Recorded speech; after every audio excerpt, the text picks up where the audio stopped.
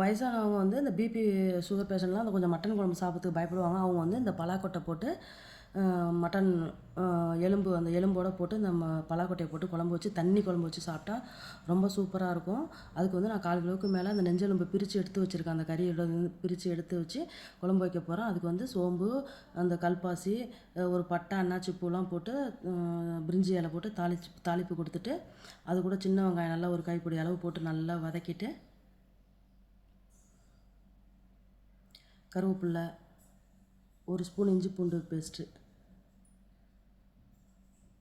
Mutton தண்ணி குழம்பு ரொம்ப நல்லாயிருக்கும். விருப்பப்பட்டால் நீங்கள் தேங்காய் சோம்பு அரைச்சி ஊற்றலாம். நான் தேங்காய் சோம்பு அரைச்சி ஊற்றலை. நல்லா இஞ்சி பூண்டு வதங்கினதுக்கப்புறம் தக்காளியை போடுறேன். தக்காளி போட்டதுக்கப்புறம் உப்பு, மஞ்சத்தூள். அதுக்கப்புறம் நான் 2 ஸ்பூன் நல்லா வதங்கினதுக்கப்புறம் 2 ஸ்பூன் மல்லித்தூள், 2 ஸ்பூன் மிளகாய்த்தூள், 1 ஸ்பூன் மட்டன் மசாலா போட்டு அதையும் சேர்த்து நல்லா வதக்கிட்டு உங்கள் குழம்புக்கு எவ்வளோ தேவையோ அந்த அளவுக்கு தண்ணி ஊற்றி நல்லா அந்த கூட பலாக்கொட்டையும் போட்டு இந்த மட்டன் வேக வச்ச தண்ணி போட்டு நல்லா 1/4 மணி நேரம் அந்த பலாக்கொட்டை வேகிறதுக்கு 1/4 மணி நேரம் ஆகும். அது வேகிற வரலையும் நீங்கள் நல்லா வந்து தண்ணி ஊற்றி குக் பண்ணணும். அதை எல்லாம் சேர்ந்து நல்லா வதங்கினதுக்கப்புறம் தண்ணி ஊற்றி ஒரு 1/4 மணி நேரம் வேக விடுங்க. பலாக்கொட்டை வேகிற வரலையும்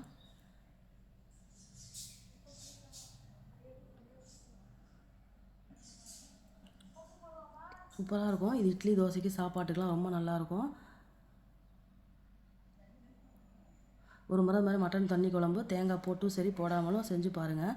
மட்டன் ஃப்ளேவர் இருக்கணும், ஆனால் குழம்பு சாப்பிட்ணும். ஆனால் மட்டன் சாப்பிடக்கூடாதுன்னு நினைக்கிறவங்க இந்த மாதிரி காய்கறிகள் முருங்கைக்காய், கத்திரிக்காய், பலாக்கொட்டைலாம் போட்டு கிராமங்களில் வச்சு சாப்பிடுவாங்க. அந்த பலாக்கொட்டை இருக்கிற காய்கறிகளை வச்சு சாப்பிடுவாங்க. ரொம்ப சூப்பராக இருக்கும் அந்த குழம்பு. கண்டிப்பாக நீங்கள் ஒரு முறை ட்ரை பண்ணி பாருங்கள்.